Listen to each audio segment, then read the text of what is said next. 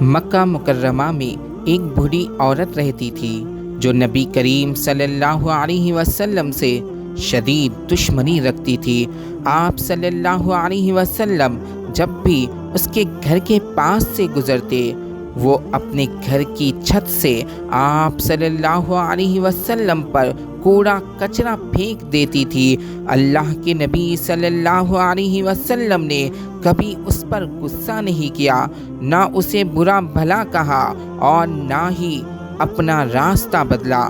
آپ صلی اللہ علیہ وسلم خاموشی سے اپنا لباس صاف کرتے اور مسکراتے ہوئے آگے بڑھ جاتے۔ ایک دن کچرا نہیں گرا۔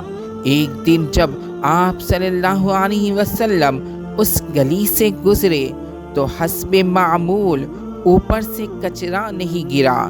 دوسرے اور تیسرے دن بھی ایسا ہی ہوا۔ آپ صلی اللہ علیہ وسلم کو تشویش ہوئی کہ وہ عورت جو روزانہ یہ کام کرتی تھی آج کیوں خاموش ہے۔ آپ صلی اللہ علیہ وسلم نے سوچا کہ شاید وہ بیمار ہے یا کسی تکلیف میں مبتلا ہے۔ رحمت عالم صلی اللہ علیہ وسلم اس عورت کے گھر تشریف لے گئے اور دستک دی۔ اندر سے کمزور آواز آئی، کون؟ آپ صلی اللہ علیہ وسلم نے نہایت ہی نرمی سے جواب دیا، میں محمد ہوں، تمہاری خیریت پوچھنے آیا ہوں۔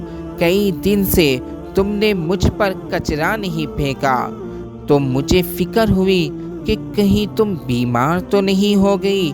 وہ عورت یہ سن کر حیرت زدہ رہ گئی اور شرمندگی سے پانی پانی ہو گئی۔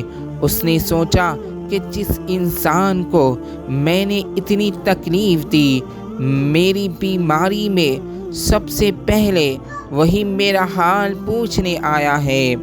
آپ صلی اللہ علیہ وسلم نے نہ صرف اس کی خیریت دریافت کی بلکہ اس کی تیمارداری کی، اس کے گھر کی صفائی کی اور اس کی ضرورتیں پوری کی۔ آپ صلی اللہ علیہ وسلم کے اس اعلیٰ اخلاق اور بے مثال ظرف نے اس عورت کا دل جیت لیا۔ اس نے اپنی غلطی کی معافی مانگی اور فوراً کلمہ پڑھ کر اسلام قبول کر لیا۔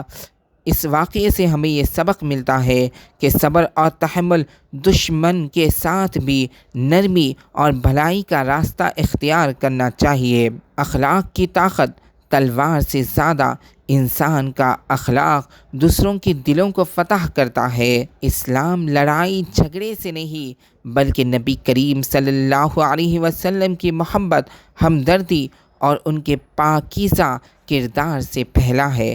ایسے ہی ویڈیوز کے لیے سبسکرائب کریے اور ویڈیو کو لائک کرنا نہ بھولیے۔